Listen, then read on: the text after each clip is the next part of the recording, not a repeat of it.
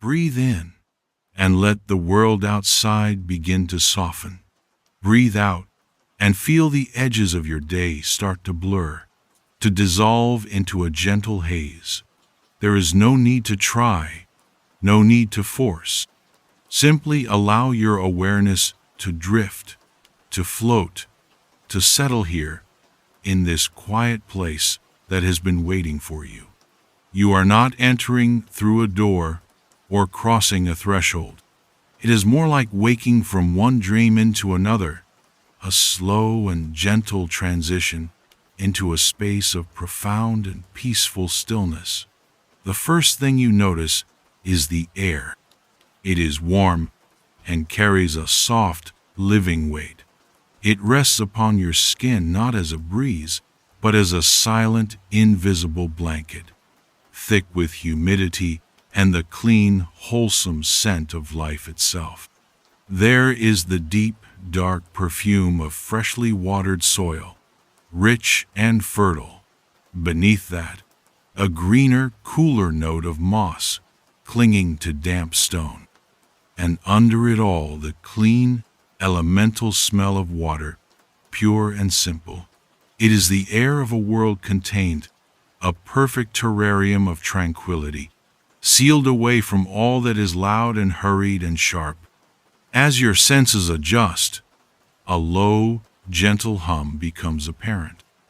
It is not a sound you hear with your ears so much as a feeling in the bones, a soft, resonant vibration that seems to emanate from the very foundations of this place. It is the quiet, constant energy of growth, the collective sigh of 1,000 living things breathing in unison. It is the sound of deep peace, a fundamental frequency that invites every part of you to slow down, to match its unhurried rhythm. Let this gentle hum wash through you, a subtle current that carries away the lingering static of your thoughts, leaving only calm in its wake. Now, allow your eyes to open, or rather, allow the image of this place to form in your mind's eye. You find yourself within a vast, circular conservatory. Its walls and high, domed ceiling are made of seamless, crystalline glass, curving around you like a great protective bubble. There is no sun or moon in the sky beyond the glass. Instead, the outside world is a soft, out-of-focus wash of pale, ethereal lavender. It is the hour of perpetual twilight, a moment of perfect balance between day and night, held here for eternity. The light within the garden does not come from outside. It is born here. It grows here, all around you. The flora itself is the source of illumination.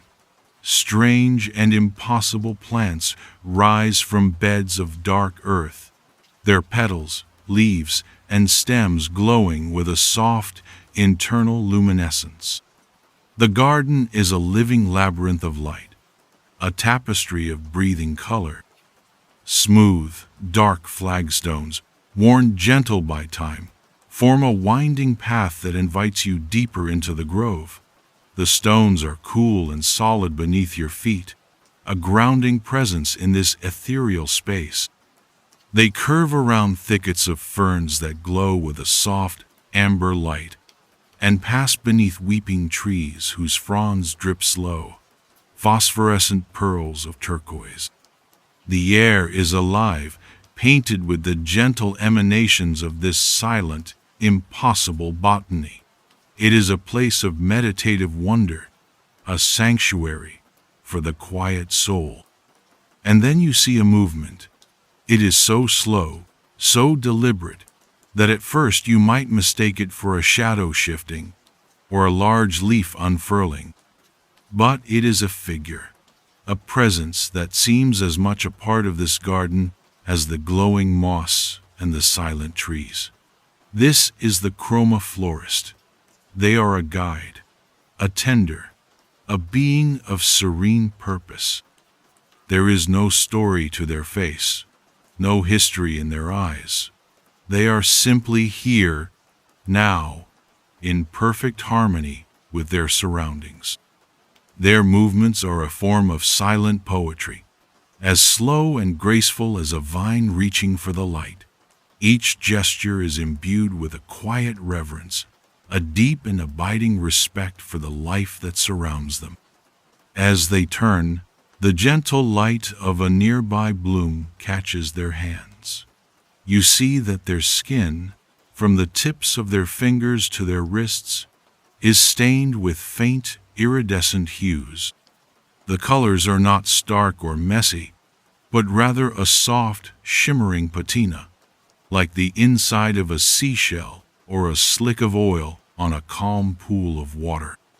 A faint shimmer of emerald green, a subtle wash of rose gold, a lingering whisper of deep violetal swirl together, a testament to their work, a history of countless gentle interactions with living color. They move without a sound, their bare feet making no purchase on the stone path. They are carrying a watering can, though it is unlike any you have ever seen. It is carved from a single piece of dark, polished moonstone, its surface cool and smooth, absorbing the light around it. For now, it is empty. The Chroma florist glides along the path, their robes of simple, undyed fabric flowing behind them, like a slow-moving mist. They are heading toward a particular corner of the conservatory, and you feel yourself drawn to follow, to witness this silent ritual. They stop before a delicate and intricate installation. Between two tall crystalline pillars that hum with a barely perceptible energy, a series of impossibly fine silver threads are strung, forming a vast, intricate web. It is not a spider's web, but something far more deliberate and beautiful. A net designed to catch the intangible. And you see what it has caught. Clinging to every single shimmering thread are tiny, perfect globes of moisture. It is dew, but a dew of a special quality. In the profound silence of this perpetual twilight, the quiet itself has condensed, settling upon these silver strands as pure, liquid stillness. Each tiny droplet is a lens, capturing and refracting the glowing colors of the garden into 1,000 miniature rainbows. Each one holds the deep, resonant peace of this place within its perfect, spherical form. The Chroma florist stands before the web for a long, silent moment, simply observing. Their presence seems to deepen the quiet, to encourage it. The low hum of the conservatory seems to soften, to recede, giving way to an even more profound silence. From a fold in their robes, they produce a cloth. It is the color of soft gray mist and seems to be woven from the same ethereal substance. It is light, airy, and impossibly soft. They raise a hand, and with a touch so gentle it barely seems to make contact, they begin to wipe the silver threads. The movement is a slow, meditative sweep from one side of the web to the other. The cloth glides over the threads, and the shimmering droplets of dew vanish, absorbed instantly into its fibers. There is no sound but the faintest, all but inaudible whisper of soft fabric against a fine metal strand. It is the sound of pure gentleness. The Chroma florist works with an unhurried, focused grace, their entire being concentrated on this simple, sacred task. They gather the silence, drop by patient drop. As they work their way across the web, the misty cloth becomes heavy, saturated with the collected dew. They pause, holding the now leaden cloth over the mouth of the moonstone watering can. With a slow, deliberate twist of their iridescent hands, they begin to wring the fabric. The first drop of water falls. It strikes the bottom of the empty can not with a splash, but with a single clear resonant note, like a tiny silver bell struck once. It is a pure, clean sound that hangs in the warm, humid air, a perfect punctuation in the deep quiet. Then another drop follows, and another, forming a slow, steady trickle. The sound is mesmerizing, a liquid melody of peace. The Chroma Florist continues this process, gathering and ringing, until the moonstone can is filled with the tranquil essence of the garden. The collected dew inside seems to hold a faint light of its own, a subtle, silvery luminescence. With the full watering can held carefully in both hands, the Chroma Florist turns and proceeds deeper into the garden. Their steps are just as measured, just as calm, even with their burden. They lead you along the winding stone path, past flora of unimaginable beauty. You pass a thicket of what look like giant, glowing dandelions, their seed heads releasing not white fluff, but slow, drifting sparks of soft orange light that wink out one by one. You pass a bed of broad, waxy leaves that pulse with a gentle, oceanic blue-green, the color shifting like sunlight on a shallow sea floor. The air grows warmer as you walk, more saturated with the living light that fills this space. Finally, the Chroma Florist stops. They kneel, their forms sinking towards the ground with the slow grace of a settling fog. They have stopped before a wide, low bed of moss that carpets the ground and climbs the base of a thick stone pillar. This is murmuring moss. It is a deep, vibrant green, and from its velvety surface emanates a soft, gentle, mint-colored light. The light is not steady, it pulses, slowly and rhythmically, like a deep and sleeping breath. In, and the light softens. Out, and the light brightens, just a little. It is the calmest rhythm you have ever witnessed, the heartbeat of the garden's tranquility. Here, the air smells of fresh mint and cool, damp earth. The Chroma Florist holds the moonstone watering can over the bed of moss. They tip it slowly, so slowly.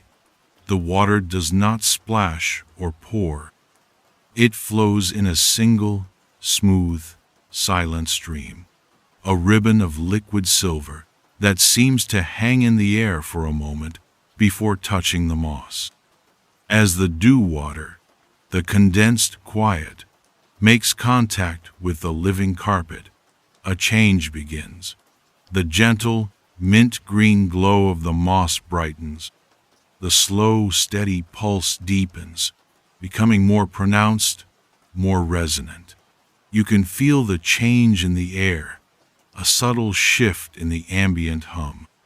It aligns itself with the rhythm of the moss, and you feel your own breath fall into the same slow, peaceful pattern.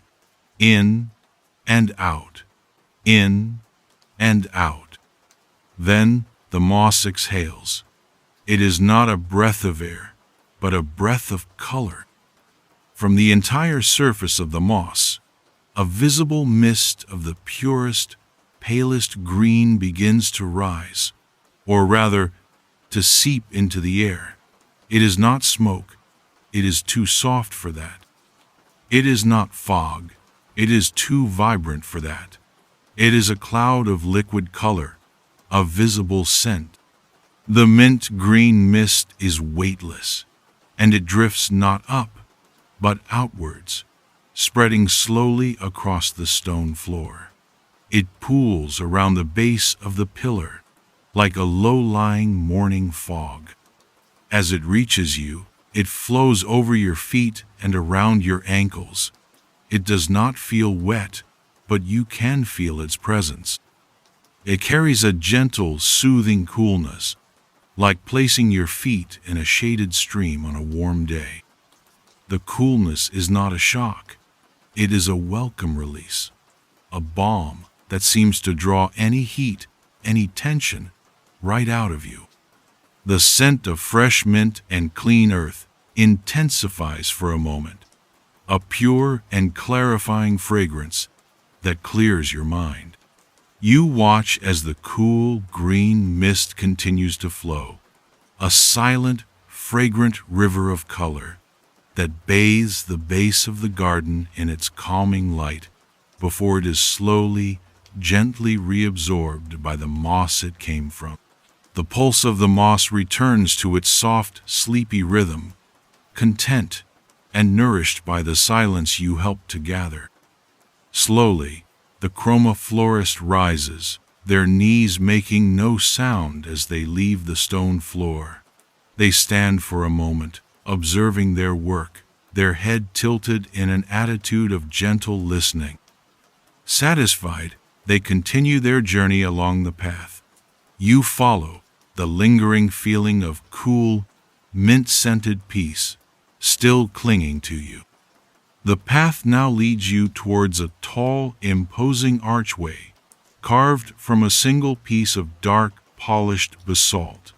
The stone is nearly black, and it seems to drink the light from the air around it. Clinging to this archway, twisting its way up and over the dark stone, is a vine. Its leaves are a deep, velvety purple, so dark they are almost black, with veins of a slightly lighter, bruised plum color. This is the sorrow vine. There are no flowers in bloom along its length, only a few tightly closed buds that hang from the stems like heavy, dark teardrops. The air around this particular plant is different. It is noticeably cooler, and the ambient hum of the conservatory is quieter here, as if the vine itself is absorbing all sound, all energy, all warmth. This plant does not feed on dew. It feeds on silence. The Chroma Florist stops before the vine. They do not reach for the watering can. This plant has a different need. Instead, they produce a new tool from the folds of their simple robe. It is a small, elegant object, perhaps a foot long, carved from the same polished black obsidian as the archway's shears you will later see. It resembles a tuning fork, but its two tines are flat and wide, like smoothed river stones. The Chroma Florist holds the obsidian fork by its stem, their iridescent fingers a stark contrast against the deep, lightless black of the tool.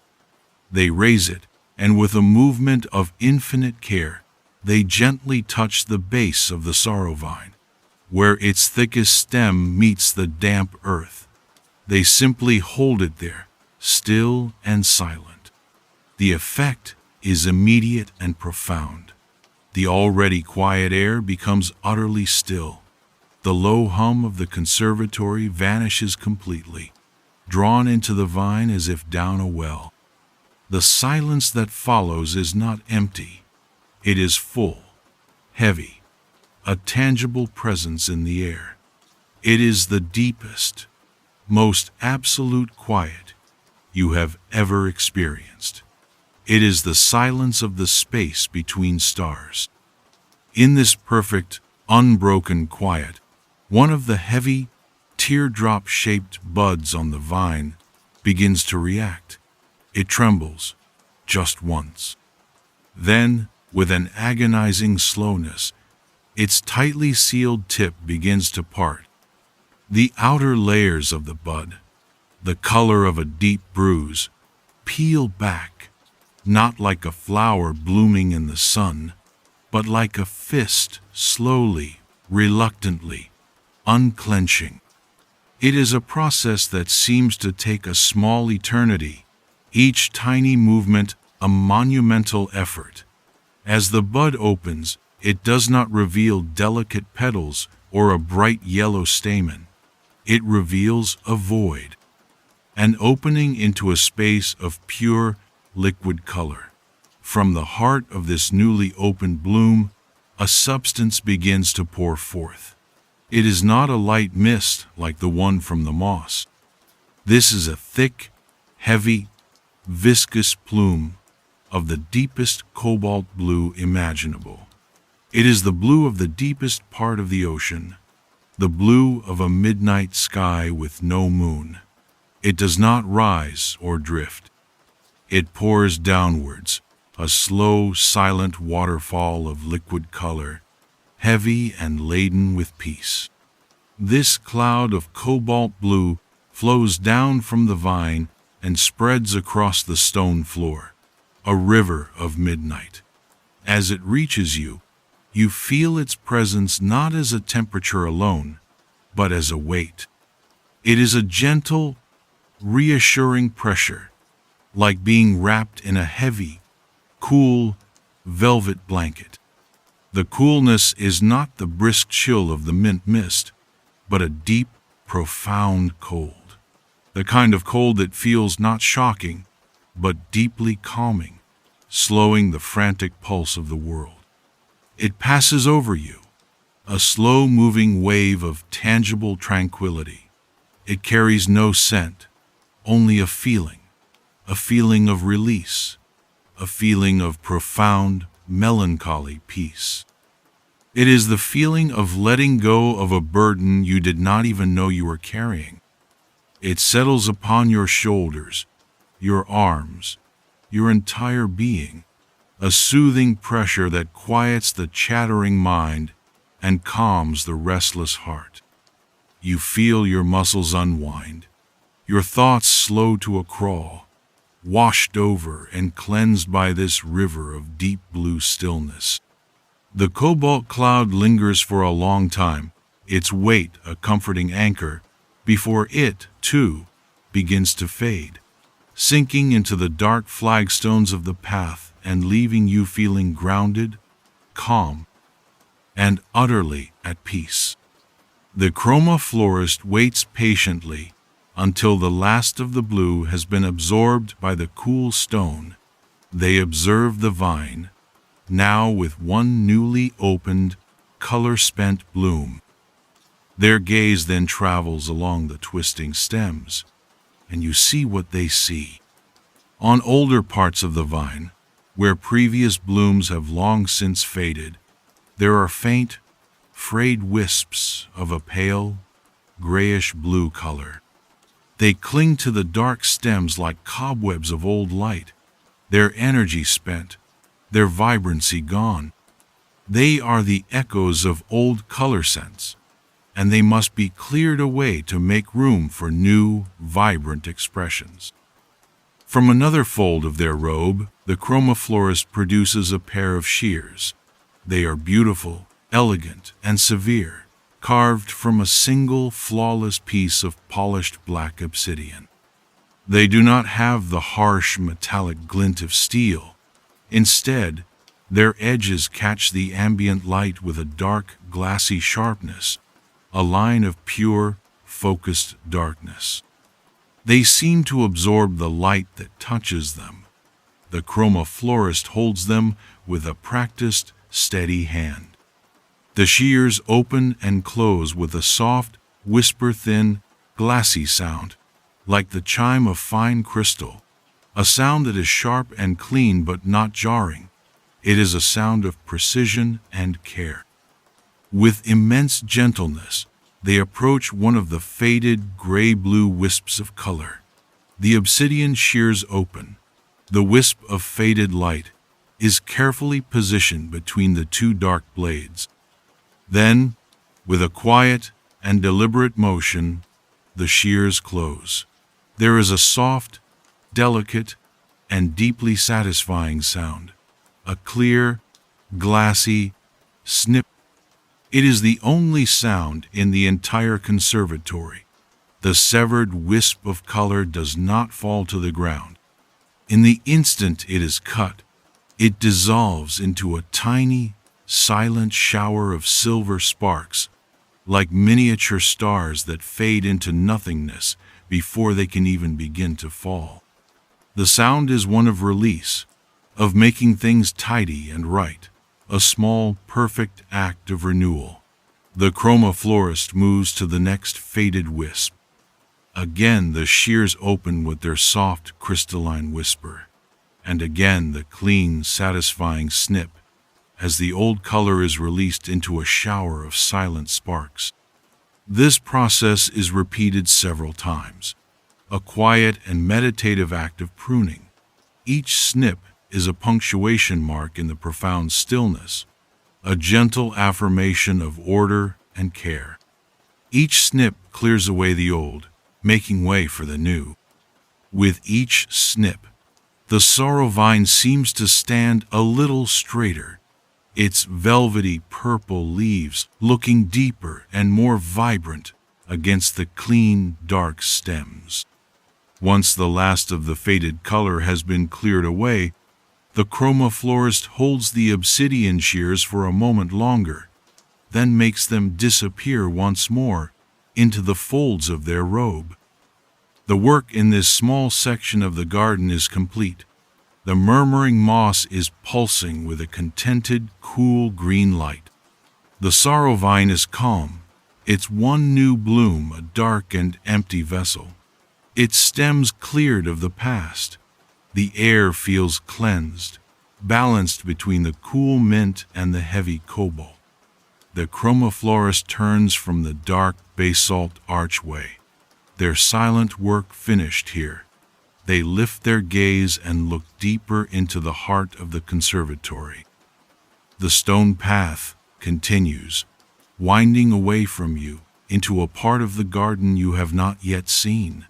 It curves into a denser grove of glowing life, a place where the light seems to gather and grow warmer. And in the distance, you can see it, a new quality of light, entirely different from the cool greens and blues you have just experienced. It is a warm, gentle, buttery yellow glow. It pulses with the soft, inviting radiance of the first ray of dawn, or the comforting light of a candle seen through a frosted window. It promises a different temperature, a different weight, a different feeling altogether. The path leads directly towards it, an invitation into a new sensory landscape. The Chroma Florist, their task here done, takes the first, slow, deliberate step onto that path, moving towards the distant, golden warmth. You feel the cool, peaceful afterglow of the cobalt blue on your skin, the gentle, rhythmic pulse of the green in your breath, and a quiet sense of anticipation, a gentle curiosity for the warmth that lies ahead, waiting for you in the heart of the Chroma Florist's garden. You follow, your entire being a vessel of newfound calm. The path guides you forward, away from the cool shadows of the basalt arch, and into a new chapter of the garden's silent story. The air around you begins to change slowly, almost imperceptibly at first. The deep, grounding chill of the cobalt blue recedes, replaced by a growing sense of neutral, gentle warmth. The low hum of the conservatory, which had been absorbed by the sorrow vine, gradually returns, but it seems pitched a little higher now, a soft, golden resonance that feels less like a vibration in the bones and more like a gentle warmth spreading through your chest. You are walking towards the light you saw from a distance, the buttery yellow glow, and with every step, its promise of comfort deepens.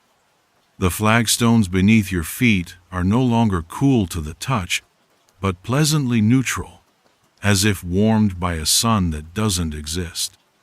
The winding path leads you into a clearing, a wide, open space in the center of which stands a grove of the most remarkable ferns you have ever seen. They are not green, but a pale, creamy white, their fronds unfurling in delicate, intricate spirals, like solidified rays of moonlight. These are the sun petal ferns, and they are the source of the golden light. The glow does not come from their leaves, but from the air just above them, a shimmering, soft focus halo of pale, buttery yellow that bathes the entire clearing in a gentle, welcoming radiance. It is the color of honeyed tea, of late afternoon sunlight slanting through a window, of pure, unadulterated comfort. The air here smells warm and clean, with a faint, sweet scent reminiscent of chamomile and dry, sun-baked hay. It is a scent of deep, restful contentment. The Chroma florist moves to the edge of this grove. Their moonstone watering can now set aside. These ferns do not drink condensed silence. They feed on something else entirely. They feed on light itself. From the deep shadowed folds of their robe, the Chroma florist produces a new instrument. It is a disc of what looks like highly polished, perfectly clear crystal, about the size of a dinner plate. It has no handle, and they hold it delicately by its edges, their iridescent fingertips framing the perfect circle. They turn, positioning themselves so that they are facing away from the golden ferns and back towards the parts of the garden you have just left. They hold the crystal disc up, angling it just so. And you understand. It is a mirror, a scrying glass for light. They are not looking into it, but using it to capture what is behind them. They hold it perfectly still, and in its flawless surface, you can see a reflection of the garden. You see the gentle, pulsing mint green of the murmuring moss, and the deep, rich, velvety darkness where the sorrow vine lurks, its one open bloom a tiny pinprick of void. The Chroma florist stands for a long, patient moment, simply allowing the mirror to gather the residual light, the spectral echoes of the cool colors. The crystal surface seems to absorb the reflection, the greens and deep blues swirling across its face like ink dropped in water. The mirror begins to glow faintly from within, a soft, pearlescent light that holds the memory of the other colors. After a time, when the crystal seems saturated with this borrowed luminescence, the Chroma florist turns back towards the sun petal ferns. They move with the same unhurried grace, their steps a silent meditation. They kneel at the edge of the creamy white grove and hold the glowing crystal disc over the ferns. Then they begin to tilt the disc, slowly, deliberately. A single, focused beam of soft, opalescent light shines down from the crystal onto the pale fronds.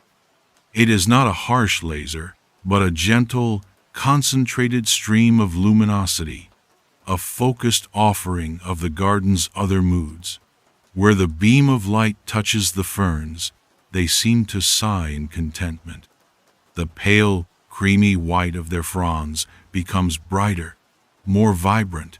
They do not move, but you can feel their thirst being quenched, their hunger sated by this meal of pure light. The Chroma florist moves the beam with painstaking slowness, sweeping it from one side of the grove to the other, ensuring every single fern receives its share of the shimmering, multicolored light. As they do, the golden halo hovering above the ferns begins to change. The buttery yellow light intensifies. It deepens, growing richer, warmer, more substantial. The soft glow transforms into a slow, visible pulse, a gentle wave of warmth that radiates outwards. And then, just as the moss did, the ferns exhale their color scent. A great, silent cloud of pure, warm, golden yellow light begins to rise from the grove. It is not a mist that pools on the floor, but a cloud that drifts upwards and outwards, as light and gentle as a down feather. It is a visible warmth, a tangible comfort. The cloud of liquid gold drifts towards you, and as it washes over you, you are enveloped in the most profound sense of peace and safety. The warmth is immediate and deeply soothing. It is not a prickly heat, but a gentle, radiant warmth, like lying in a patch of sun on a cool afternoon. It soaks into your skin, through your clothes, and deep into your muscles, chasing away any lingering chill, any hidden tension. It feels like a soft, warm blanket being wrapped around your shoulders by a loving hand. The golden light has a soft, almost silken texture as it moves past, and it carries the sweet, calming scent of chamomile and warm hay. It is the color of contentment, and as it surrounds you, it imparts that feeling directly into your being. You feel your shoulders drop, your jaw unclench. You feel safe, cared for, and held in a state of perfect, warm tranquility. The golden cloud fills the clearing, a slow-moving nebula of comfort, before it gradually thins, its light and warmth absorbed into the very air of the conservatory, leaving behind a lingering feeling of deep, untroubled well-being. The Chroma Florist rises, the now clear crystal disk vanishing back into their robes. Their work here is done.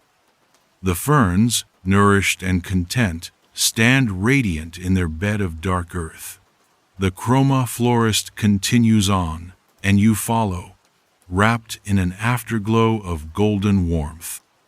The path curves again, leading you away from the open clearing and into a more enclosed, intimate part of the garden. The air becomes even more humid, thick with life. Here, the plants are smaller, more whimsical. You see clusters of small, bell-shaped flowers hanging from gently arching stems. The flowers themselves are a vibrant, playful fuchsia, and they seem to quiver with a latent energy.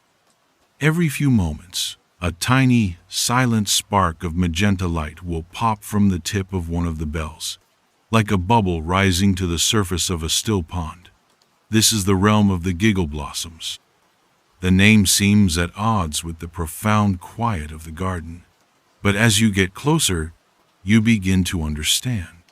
The feeling in the air here is not one of loud mirth, but of a gentle, bubbling, effervescent joy. It is a light, tingling energy that seems to dance on your skin. The Chroma Florist stops before the largest cluster of these blossoms. Most of the fuchsia bells are closed, their petals held tightly shut. They need a specific kind of encouragement to release their unique color scent. For this task, the Chroma Florist produces a new tool, one you have not seen before. From a thin leather cord around their neck, hidden beneath their robes, they draw forth a single, long, slender wand of what appears to be pure, clear quartz crystal. It is perfectly smooth and catches the ambient light, fracturing it into 1,000 tiny rainbows. They hold the crystal wand lightly in their iridescent fingers. They raise it, not towards the flowers, but to the air beside them. Then, with a flick of the wrist so subtle it is almost imperceptible, they tap the crystal wand with the nail of their thumb. The result is not a loud noise, but a single, impossibly pure, high-pitched chime. It is a note that hangs in the humid air, shimmering like the light itself. It is a sound that feels less heard with the ears, and more felt as a tingling vibration that resonates deep within your chest. It is a sound of pure crystalline harmony, and it lasts for a long, long time, its resonance fading with exquisite slowness. As the pure note washes over the fuchsia flowers, they react instantly. The closed bells tremble, and then all at once they pop open. It is a silent, joyful explosion of movement. As they open, they release their color scent, and it is unlike anything you have experienced yet. It is not a heavy, pooling mist or a warm, drifting cloud. It is an effervescent eruption of sparkling, brilliant magenta light. It bursts forth in a cloud of tiny, shimmering particles, like a fine, fizzy mist of liquid starlight. This magenta cloud does not drift or pour. It fizzes and dances, swirling in the air with a life of its own. As this sparkling mist reaches you, it brings with it the most peculiar and delightful sensation. It does not feel warm or cool. It feels alive. It is a gentle, tingling, prickling feeling, like the fizz of champagne bubbles on your tongue, but spread all over your skin. It is not unpleasant or jarring. It is a sensation of gentle, playful energy. It feels like every cell in your body is being lightly, happily awakened, and then soothed. It is the physical sensation of a quiet, inner smile. The magenta cloud envelops you in its sparkling, tingling embrace, and you feel a sense of lightness, of burdens dissolving not into peace, but into nothingness. The serious, heavy parts of the world seem to drift away on this current of gentle, sparkling joy. The tingling sensation is deeply relaxing, a gentle massage for your entire being, performed by 1,000 tiny points of light. The cloud swirls around you for a moment, a dancing nebula of playful energy, before its sparkles begin to wink out, one by one, fading back into the quiet air, leaving you feeling light, refreshed, and wonderfully untethered from your worries. The work of the Chroma Florist is almost complete. They have tended to the cool, the heavy, the warm, and the effervescent. They have balanced the garden's many moods, and now it is time to bring them all into harmony. The Chroma Florist turns one last time, their gaze fixed on the very center of the vast, circular conservatory. The stone path ends here, at the foot of a small, raised dais, made of the same dark, smooth flagstones. In the very heart of the garden, the place to which all paths lead, there is no single, spectacular plant. Instead, there is a space, a bed of the softest, deepest moss you have yet seen. It is not the pulsing green of the murmuring moss, but a deep, velvety black green, the color of a forest floor in the deepest twilight. This moss seems to drink in the light, creating a patch of soft, comforting darkness. It looks impossibly soft, like a bed made of pure shadow and silence. This is the locus of slumber. The final destination. The Chroma Florist does not step onto the moss. They stop at its edge, a silent guardian of this sacred space. They produce no more tools.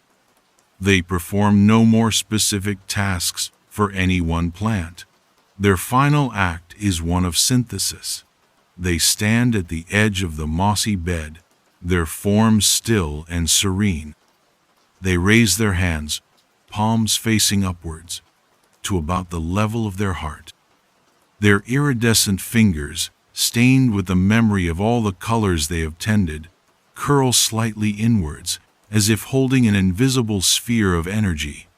They close their eyes. For a long, silent moment, nothing happens.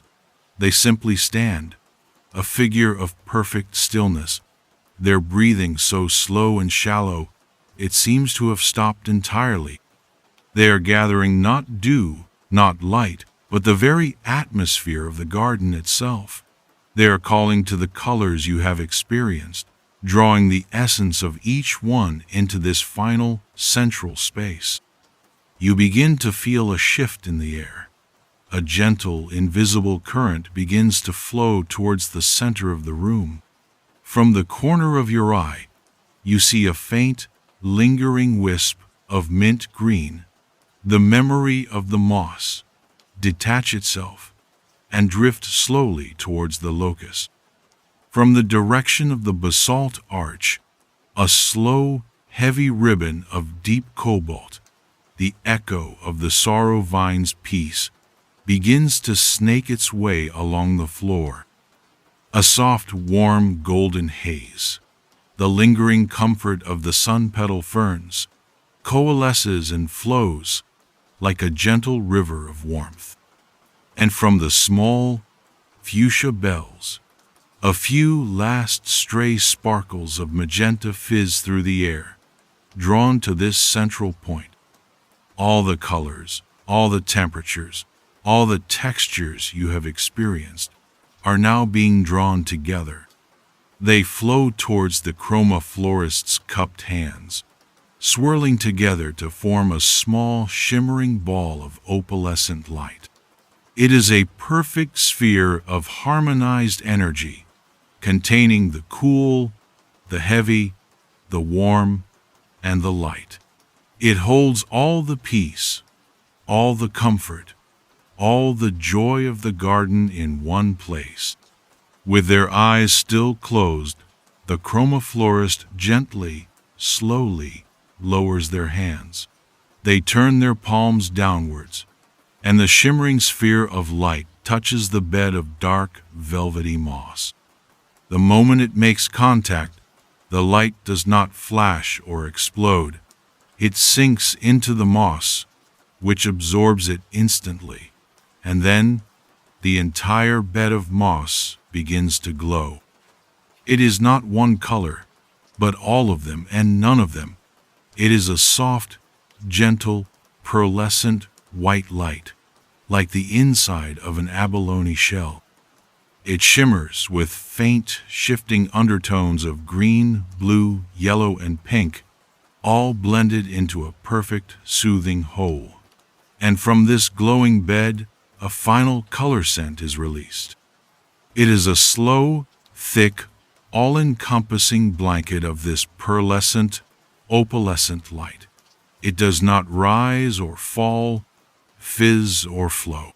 It simply expands outwards, filling the entire conservatory, a silent, slow-motion wave of ultimate tranquility. As this final wave of color washes over you, it is the synthesis of every sensation. You feel the soothing coolness of the mint green, but it is perfectly balanced by the gentle, profound warmth of the gold. You feel the reassuring, grounding weight of the cobalt blue, but it is perfectly balanced by the light, effervescent tingling of the magenta. All the distinct sensations merge into one. A feeling of perfect equilibrium. A feeling of being completely and utterly held. The light wraps around you like the softest cocoon, warm but not hot, cool but not cold, heavy but not burdensome, light but not untethered. It is the feeling of floating in a calm, warm sea under a starry sky. It is the feeling of absolute safety, of perfect peace. It is the feeling of coming home. The Chroma florist, their final task complete, takes one slow step back and then another. They recede into the gentle twilight of the garden's edge, their form dissolving into the soft lavender haze until they are gone. They have left you here, in this safe and sacred space, to rest. You are alone now, but not lonely. You are surrounded by the gentle, breathing life of the garden and wrapped in its final, perfect gift. Allow yourself to feel the soft, mossy bed beneath you, a surface of pure comfort inviting you to lie down. Let the pearlescent light be your blanket, its gentle, balanced sensation soothing every last nerve, every last thought. The low, resonant hum of the garden is your lullaby, a steady, calming presence that fills the perfect silence. There is nothing left to do, nothing left to see. There is only this perfect moment of rest, this gentle, shimmering peace. Allow your awareness to soften, to dissolve into the light.